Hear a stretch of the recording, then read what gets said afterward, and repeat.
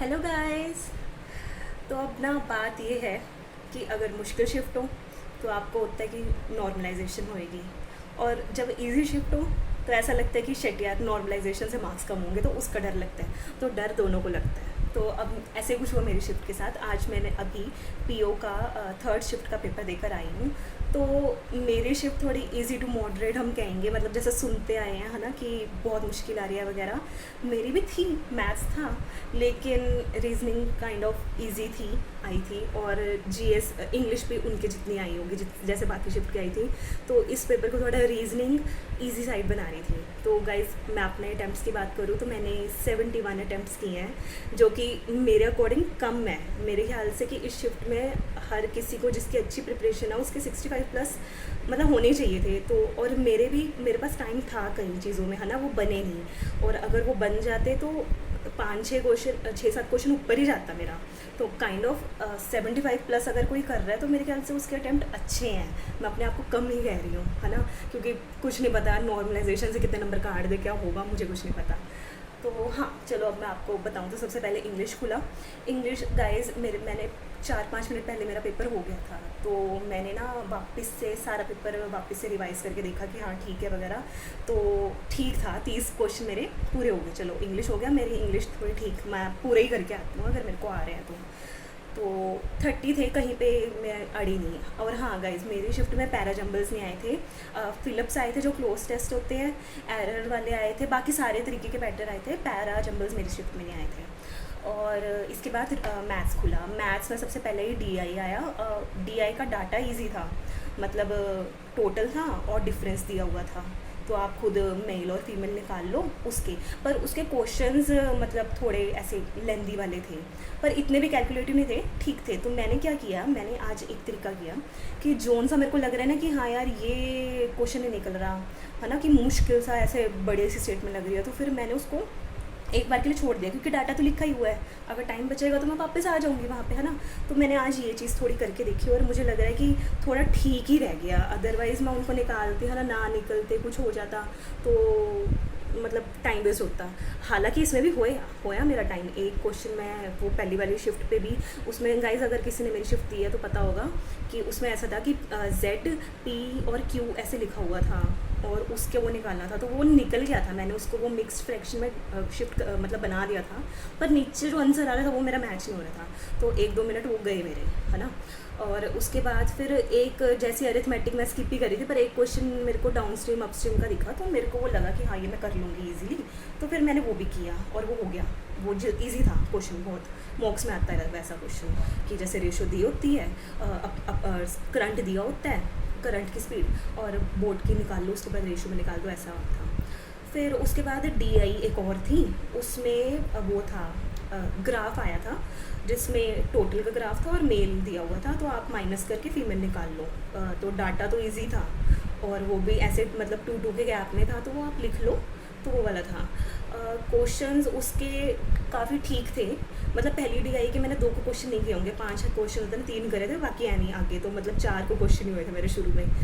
तो उसके बाद फिर वो वाला आया, उसमें भी ऐसे मैंने ज़्यादा मतलब एक क्वेश्चन में मैं अड़ी थी थोड़ा, वो निकल रहा था बट पता नहीं क्या उसमें हो रहा था। तो वो भी फिर मैंने छोड़ दिए 2 क्वेश्चन, मतलब 3 उसके करे होंगे। फिर उसके बाद एक अरिथमेटिक का बीच में और प्रॉफिट एंड लॉस का था, वो मेरे को लगा कि हाँ यार ये मैं करूँगी, ईजी है। तो वो फिर मैंने कर ही लिया साथ के साथ, क्योंकि फिर बाद में कहाँ उसको ढूंढूंगी। फिर उसके बाद लास्ट मैंने देखा, मेरे को इनइक्वालिटीज़ आई हुई थी गाइस, वो ठीक थी, वो मैंने करी सारी। और रॉन्ग नंबर सीरीज़ आई थी मुझे, तो रॉन्ग नंबर सीरीज़ में भी 2-3 क्वेश्चंस तो मेरे को ऐसे पता नहीं, मैंने हल्का हल्का बस ऐसे जस्ट 10-10 सेकंड देखे। तो मेरे को ना रॉन्ग नंबर सीरीज़ थोड़ा डर ही लगता है, तो मैंने पता नहीं कर 2-4 कर भी लिए, 1-2 छोड़ भी दिए उसके। तो ऐसा करते करते मेरे टोटल मैथ्स के 17 अटैम्प्ट्स हो गए हैं। और लास्ट में मेरे पास टाइम था, है ना, 1-2 मिनट। तो फिर मैंने एक क्वेश्चन जो डीआई में मैंने कहा कि चलो अपनी डीआई देखती हूँ, मेरे पास डाटा तो बना ही हुआ है, तो एक क्वेश्चन वो वहाँ से सॉल्व हो गया जो पहले नहीं हो रहा था। तो ये वाला मेरे को लगा कि ऐसे ठीक है, अगर आप कर सकते हो कि छोड़ दो डीआई का क्वेश्चन, मुश्किल जो लग रहा है बाद में जाके वापस कर लो अगर टाइम बचता है। पर गाइस अगर मैं बोलूँ ना, बीच में 1-2 अरिथमेटिक के मैंने लास्ट में देखने की कोशिश की थी, मेरे पास 1-2 मिनट था, पर वो नहीं बन रहे थे, है ना। तो मैं ये सोच रही थी कि अगर मेरे को थोड़ा सा और मिलता, है ना, मतलब मैं खुद पैनिक कम होती तो मैं अपना नंबर सीरीज़ जो मैंने छोड़े थे उसी में थोड़ा दिमाग लगाती, हो सकते थे वो 5 पूरे हो जाते।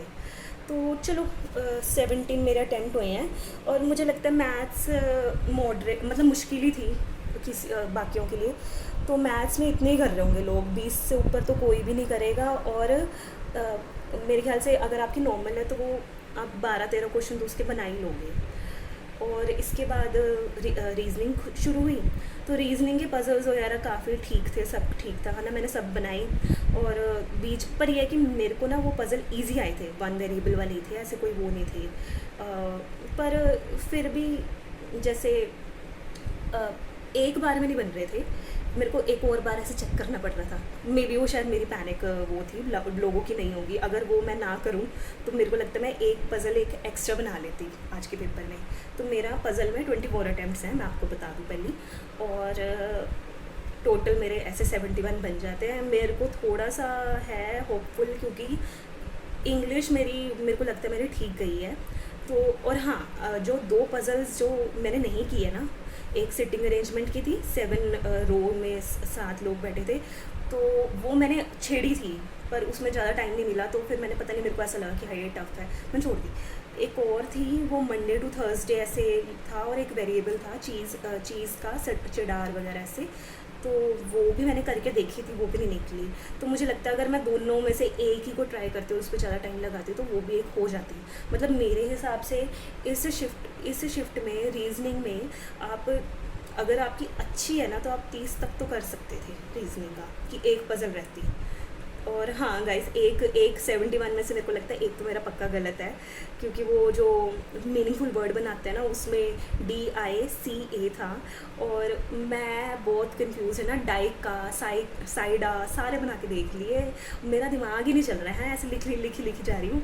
फिर जब पेपर ख़त्म हुआ, फिर मैंने अपने साथ वाले से पूछा कि हाँ जी आपने उसका वर्ड बन रहा था, और मैंने उसका लिख दिया कि कोई बन नहीं रहा ऑप्शन, है ना, नन लिख दिया।